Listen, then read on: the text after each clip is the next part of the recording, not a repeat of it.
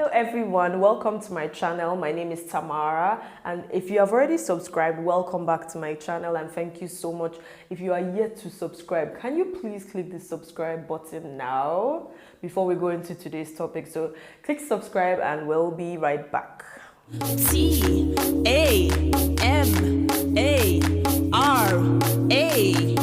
let's go. So today we are talking about something really sensitive, and it is gender disappointment in pregnancy. And maybe I'll just give a little history of myself, or let me say like my career and my marriage.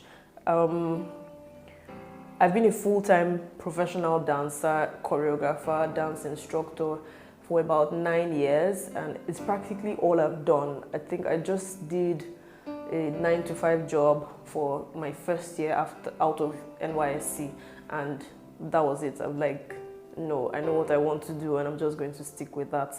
And so out of the 9 years that I have been teaching dance, 7 of those years were dedicated to teaching ballet to little girls. And you know, there's something about teaching ballet, and especially the fact that I taught in mostly high-grade schools. You know, the schools where parents can afford the complete ballet kits.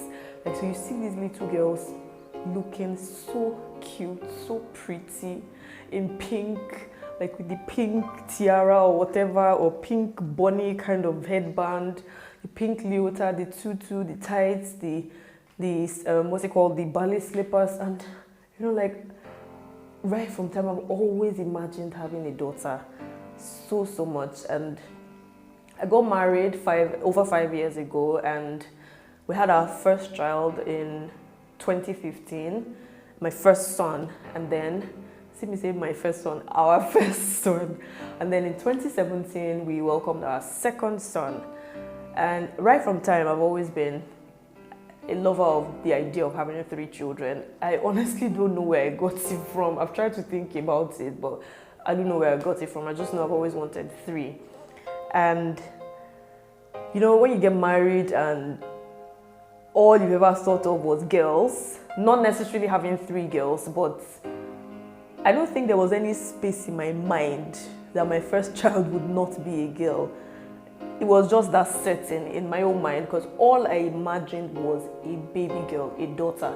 I don't think I even kind of imagined a son. I don't know why, but maybe because I was surrounded by little girls practically every time, every day. And you know, first pregnancy, and we went to do a scan, and the doctor said, it's a boy.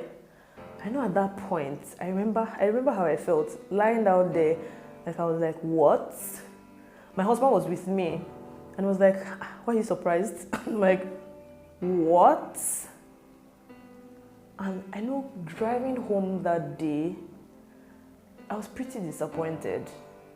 Like, are you kidding me? Are you kidding me?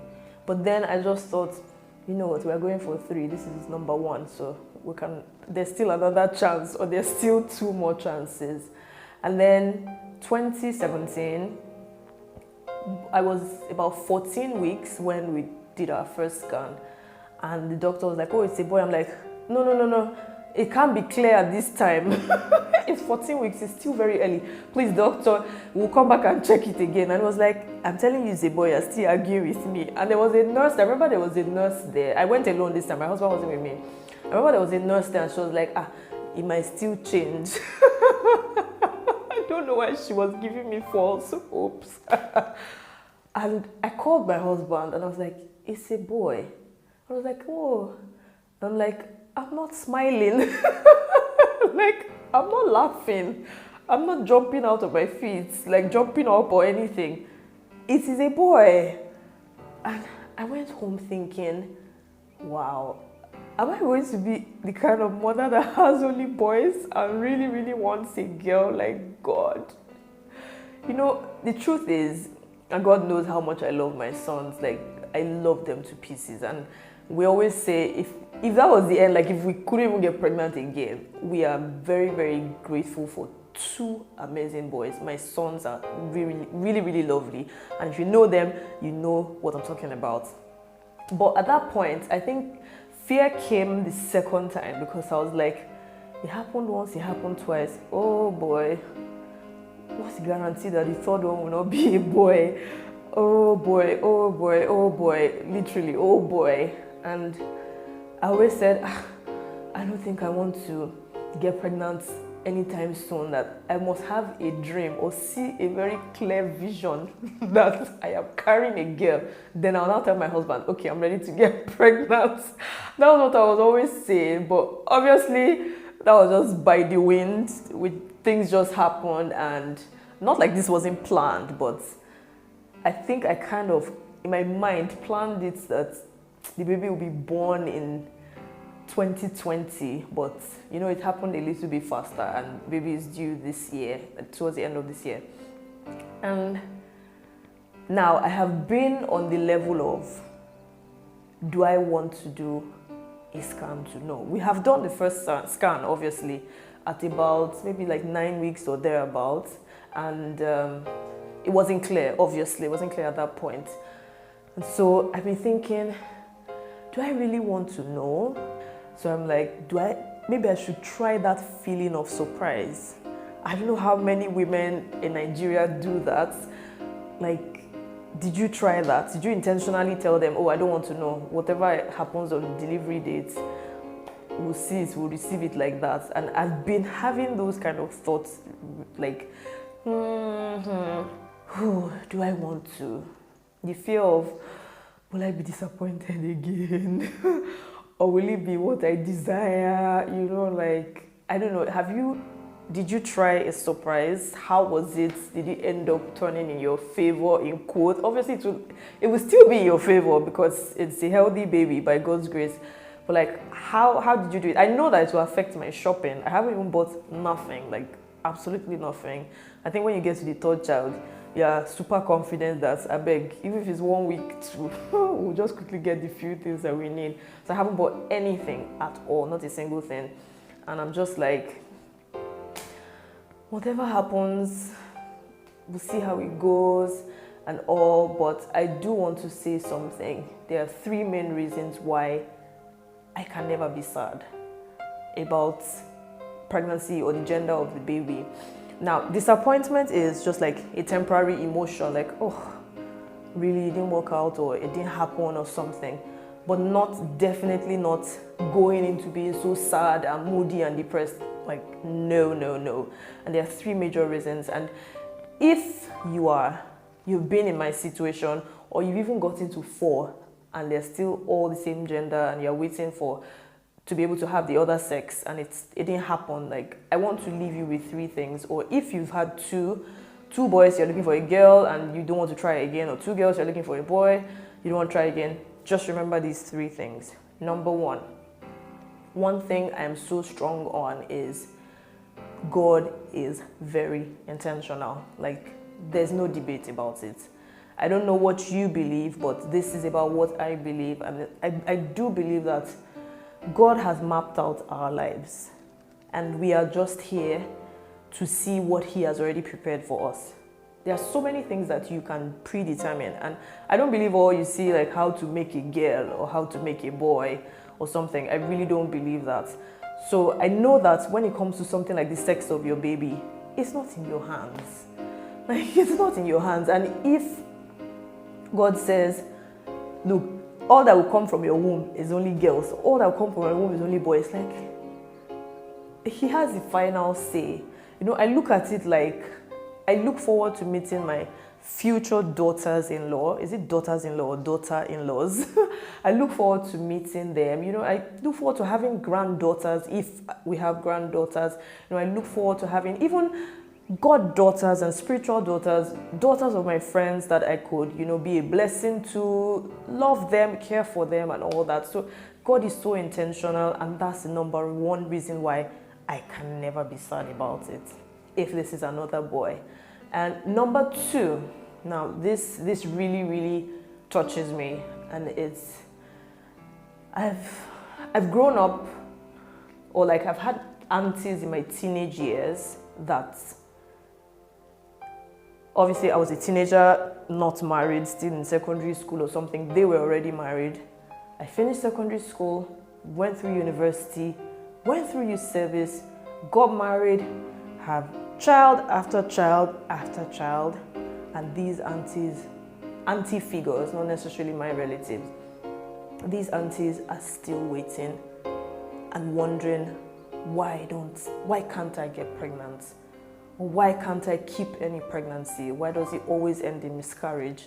And I'm not talking about those who even don't want children. I'm talking about people I know personally that have gone into depression because of the fruit of the womb.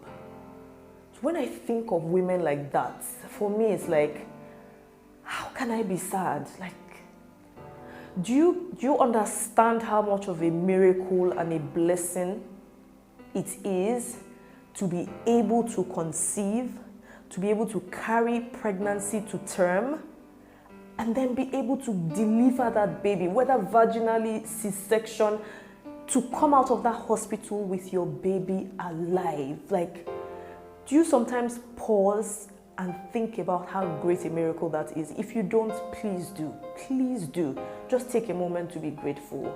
Like, I'm so filled with gratitude. I love my husband. I love my boys. Like, I can't even explain how much I love them. I could drop anything, any kind of job, any kind of contract, any kind of opportunity for my family. That's how much I love them. And to know that God has blessed me and privileged me to be able to carry human beings in my body. Come on, please.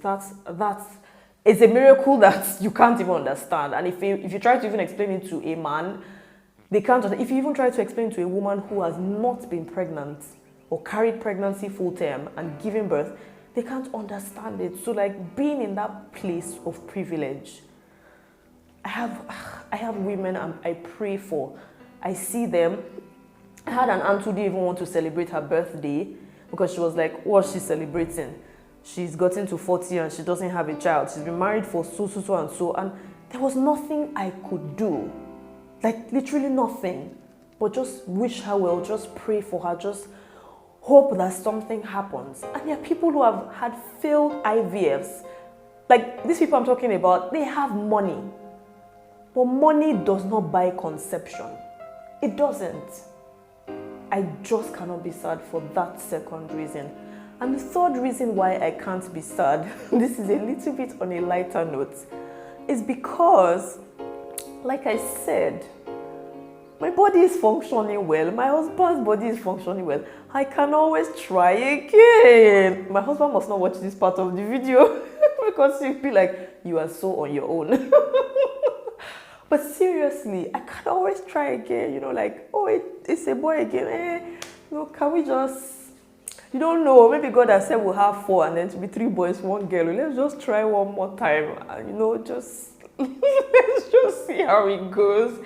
But really, if you've been in a situation of feeling disappointed because of the gender that you got, like, how did you take it? Are you still feeling sad about it till now? Or like, have you gone past that phase? Are you satisfied? You want to try again? Maybe you had 2 and you only wanted 2, but you're like, should we try again? How has it been for you? I would really like to know. So what I would like to leave you with is, God has it all planned out. He has plans to take care of you, plans to take care of your children, not to abandon you. And that's really all that matters. That's really all. Boy, girl, boys, girls, boy and girl, triplets, twins.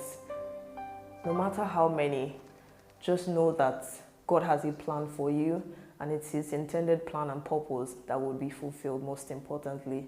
Thank you so much for staying tuned to my channel. I really do appreciate, and keep inviting your friends to subscribe.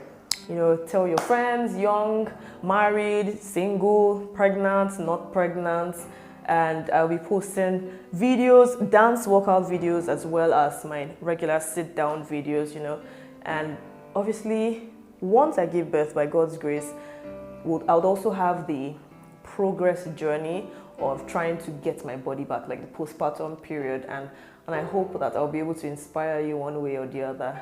Thank you.